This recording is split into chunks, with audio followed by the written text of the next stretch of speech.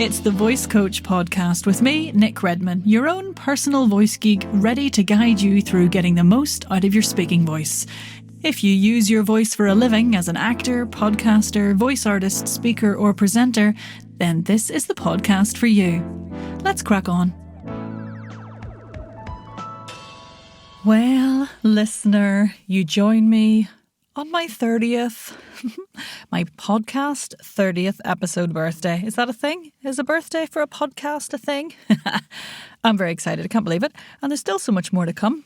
So thanks for sticking with me. 30 episodes in. We're going to be continuing with our resonance journey today, making a few more noises, feeling that buzzing, releasing the vocal tract. But I just wanted to quickly say that I am now taking calls for my September Ultimate Voice Getaway Retreat. And there's a link in the show notes for that if you fancy it. Oh my gosh, the first one in May was just flipping gorgeous. We had a lovely little group, very bespoke, very exclusive, thanks COVID.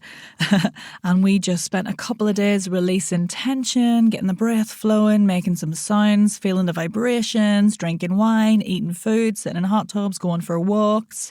Cheeky wee bit of swimming. Oh my gosh, it was glorious. So if you want to join me for the next one in September, you're more than welcome to book in for a wee chat to see what the crack is. Anyway, back to resonance.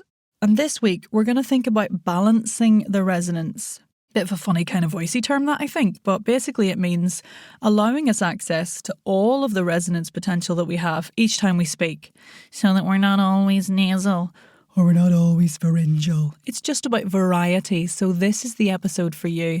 If you're one of those people who's been told their voice is boring or monotone or one note or dull or any other thing that people say, look, it's really about bringing variety and expressive potential to the voice. And that's what we want in our communication, really, isn't it? To get our message across nicely and to keep our audience and our listener engaged.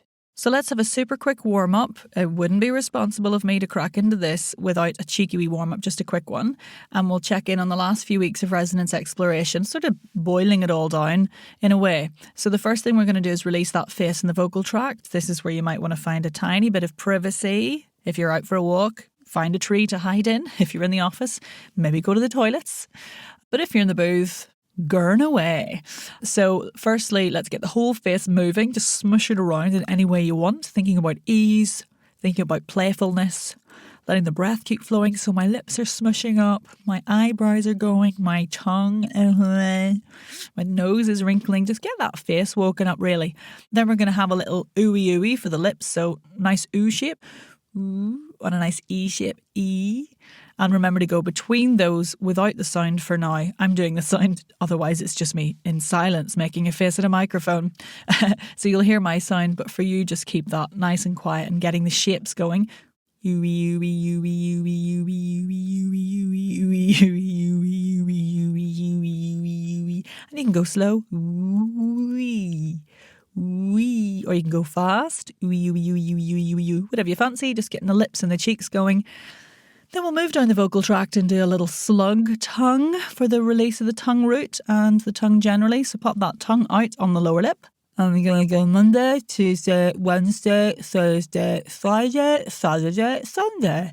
January, February, March, April, May, June, July, August, September, October, November, December. 1, 2, 3, 4, 5, 6, 7, 8, 9, 10. Bring the tongue back in. Wipe away the saliva if that is necessary. And then we're going to have a little yawn for the pharynx. So tongue tip behind the bottom teeth, nice and relaxed. You can stick your tongue out in your lower lip if you like, but there's no huge dramas to do that. Are you just going to allow a yawn to build? Now, it may take you a while. You can do that chewing the toffee with the back of the mouth kind of getting bigger and bigger and bigger as the toffee gets bigger. If you need to, or you can just let the yawn ride up and release out. Happy days. So stretching out the pharynx there a little bit as well. So we've done lips, we've done tongue, we've done pharynx, we've done whole face. Let's give the whole face another little go. Super. Now we'll get some vibrations going. So just give your lips a chew round and get a hum on the go.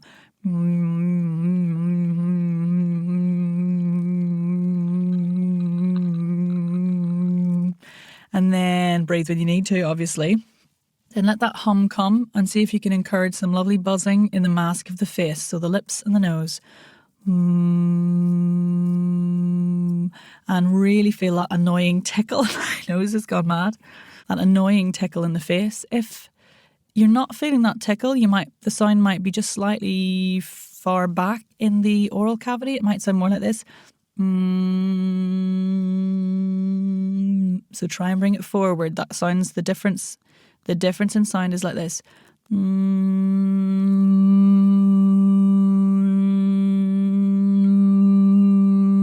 really encourage that buzzing at the face. And just follow those vibrations around the body as you gently slide up and down the vocal range.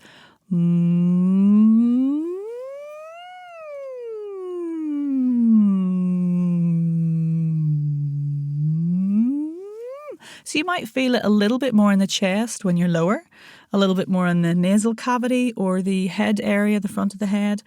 In the slightly higher portions of your voice, just follow around. You'll probably feel some buzzing around the neck area most of the time because that's where the vibrations happen. But with the rest of it, you're getting a bit of sympathetic resonance in the chest, primary resonance through the vocal tract, so that vibration in the nasal cavity, in the mouth potentially, and all up there. And now let's have a cheeky little elf Italian bear just to wake up those spaces specifically. Oh, there's a tongue twister. Spaces specifically. So we'll go to find that lovely resonant sound in the nose, to find that nasal resonance, and then have a little I'm a greedy little elf. I'm a greedy little elf. I'll eat all of the berries in the forest. Really took my character to a different place there today. Italian, so that tickle the inside of the roof of the mouth again. And give me a lovely K, Luigi, K, Luigi, K, Luigi. A nice oral space, and then a little bit of dropping the larynx down on the edge of a yawn to get that nice hooty kind of owl. Hoo hoo. And that bear, I'm a happy, happy bear. Oh, so happy. I love giggling as a happy bear. I think it's one of my favourites. And then give the chest a little rub. So rubbing on that sort of sternum area.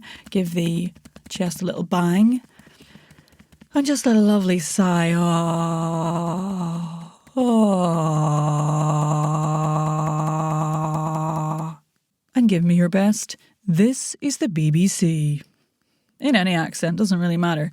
This is the BBC. That was kind of the same. So we've just given a little wake up to each of those primary resonating spaces and that secondary resonance awareness in the chest. It only took a few minutes, by the way, so if you're out there going, I don't have time for this, I beg to differ. Anyway, let's balance it all now.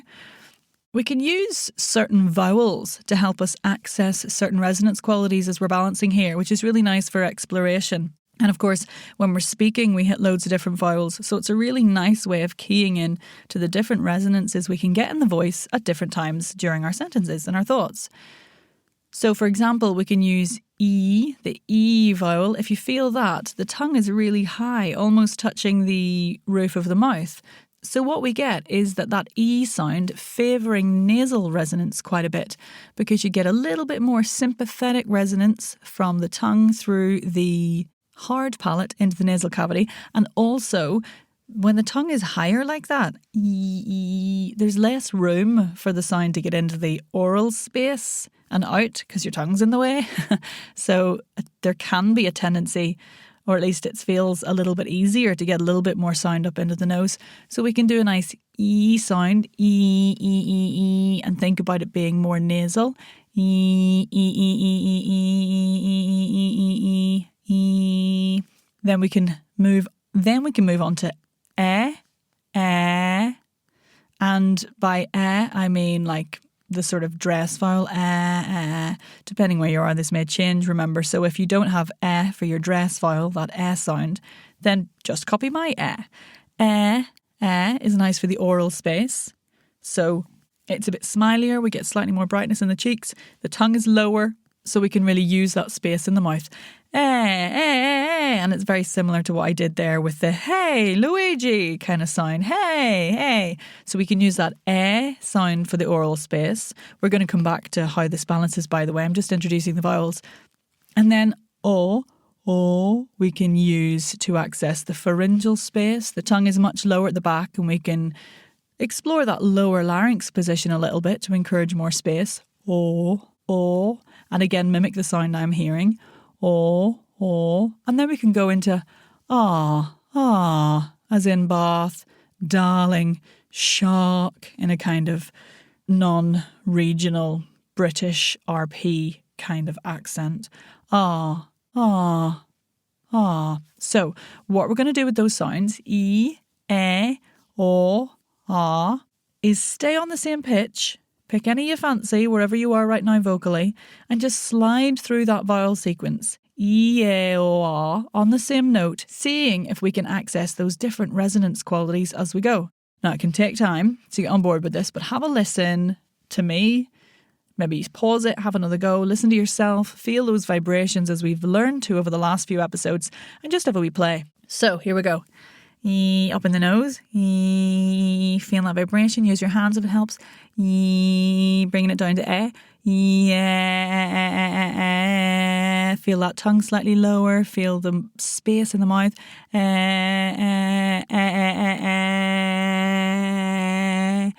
Down to O, letting the larynx drop. O, still on the same pitch. O, down to in the chest. So we've gone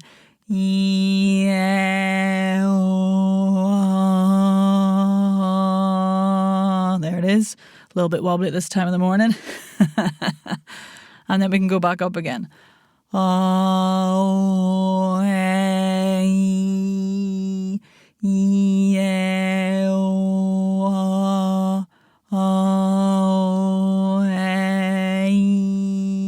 Keep it nice and light. You don't need to push for volume or anything like that. Just keep it playful and free. And just try different pitches if you want. I tend to go for E just habitually. No idea why. Must be a note that I'm most comfortable on. But you could go for something lower.